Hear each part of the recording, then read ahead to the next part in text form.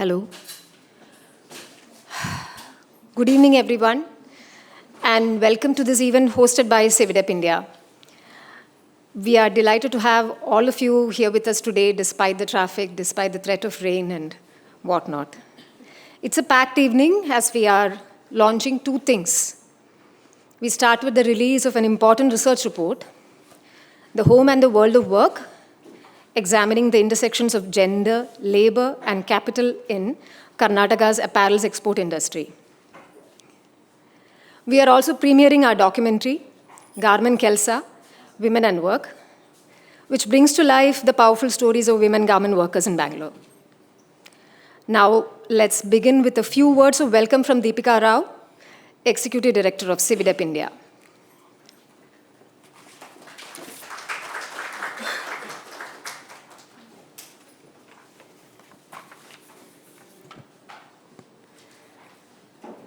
A very good evening to everyone. On behalf of Cividep, I want to thank you all for joining us this evening, taking time from your busy schedules. We are very happy to share findings from a 2-year study and a documentary film on women workers in the garment industry. I'll come back to this in a bit. Before I speak more about the event, I want to share very briefly about Cividep. Cividep was set up in the year 2000 by Mr. Gopinath Parakuni and other like-minded labor researchers and practitioners. It was set up against the backdrop of 2 decades of economic liberalization. Economic liberalization in India and the entry of foreign direct investment played a key role in the emergence of export-based supply chains and in the manufacturing and service sectors. These industries attracted workforce from rural and semi-rural areas in large numbers. While contributing to employment and foreign exchange, these industries also drew attention for low wages and harsh working conditions. Cividep was founded with the aim of safeguarding the rights of communities, especially workers employed in global supply chains. It engages in worker education, conducts research on living and working conditions across a range of export-oriented industries, and advocates for policy change. These initiatives are focused on labor-intensive industries such as garment, leather, and electronics manufacturing, and coffee and tea plantations.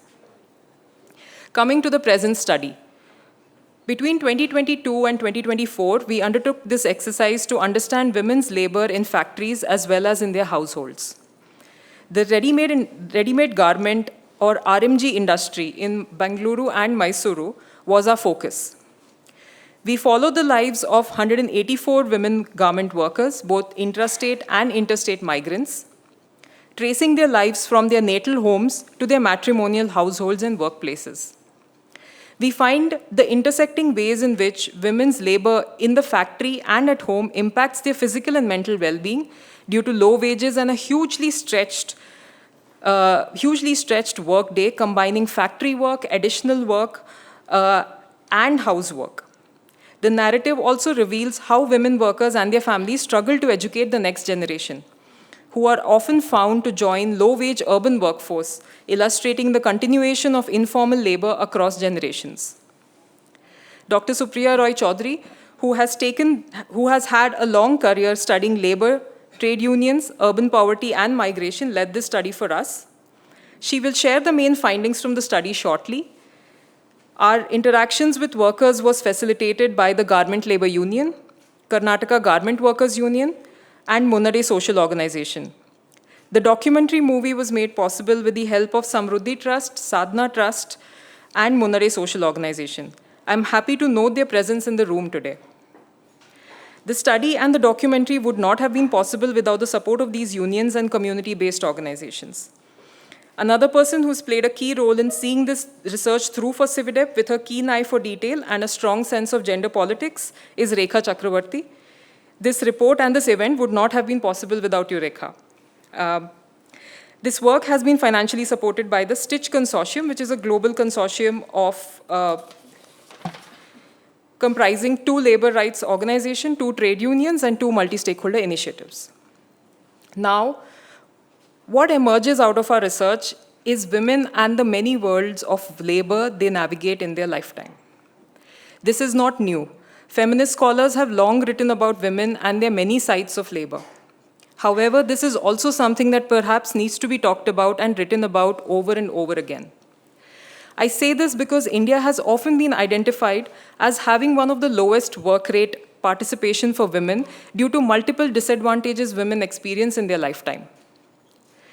As per the Periodic Labor Force Survey 2021-22, almost 30 to 33% of women in India were part of its labor force in that year, which was around 23% in 2017.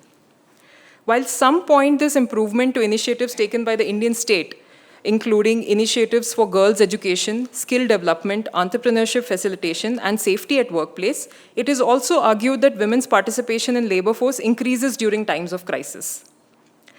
There is research indicating that the probability of women's employment increased due to the sharp negative income shocks triggered by COVID-19 pandemic.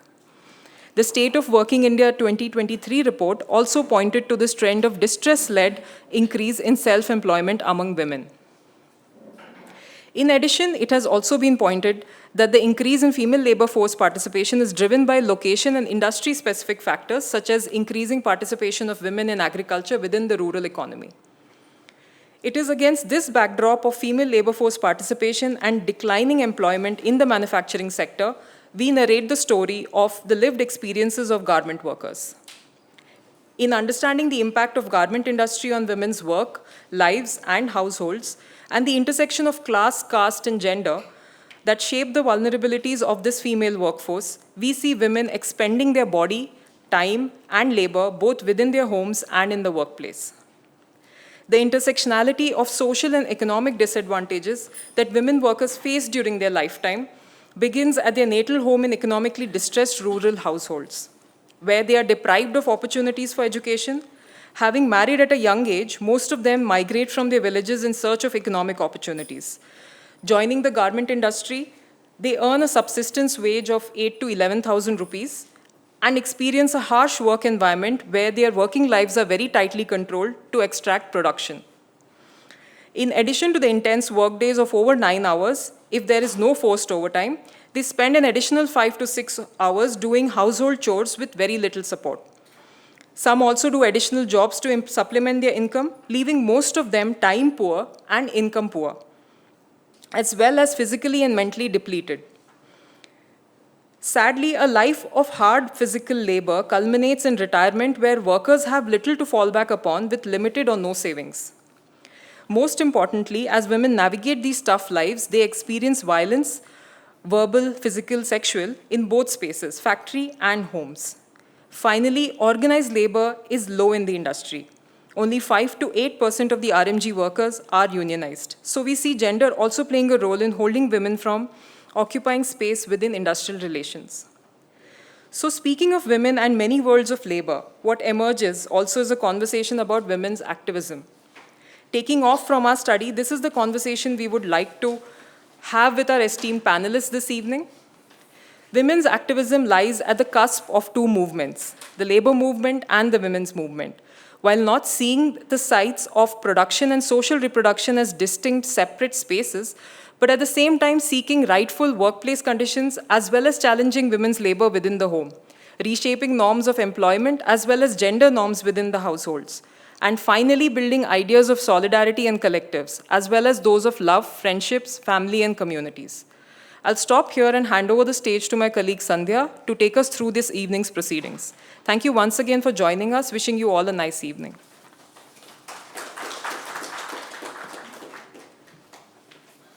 Thank you, Deepika. Now it's time to officially launch the report. We are honored to have Professor Rukmini, Dean at Dr. Ambedkar University, to launch the report. I request Professor Rukmini to come to the stage. To receive the first copies of the report, I'm inviting representatives of organizations that were instrumental in helping us with the report.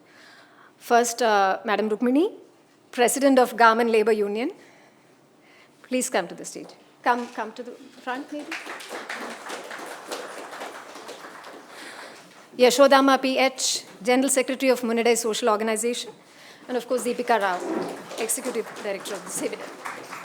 Unfortunately, our friends from the Karnataka Garment Workers Union couldn't join us today, whose support was also crucial in the study.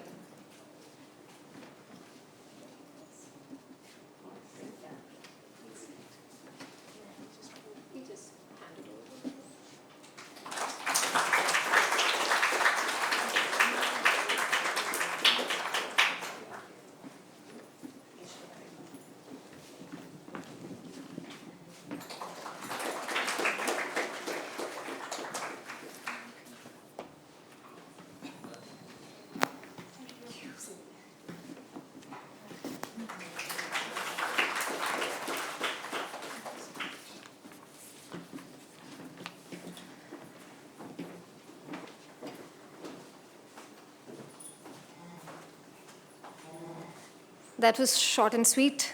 Now it's time to present the key findings from the report, The Home and the World of Work. It's my pleasure to invite Professor Supriya Roy Chowdhury, the author and visiting professor at the National Institute of Advanced Studies, Bangalore.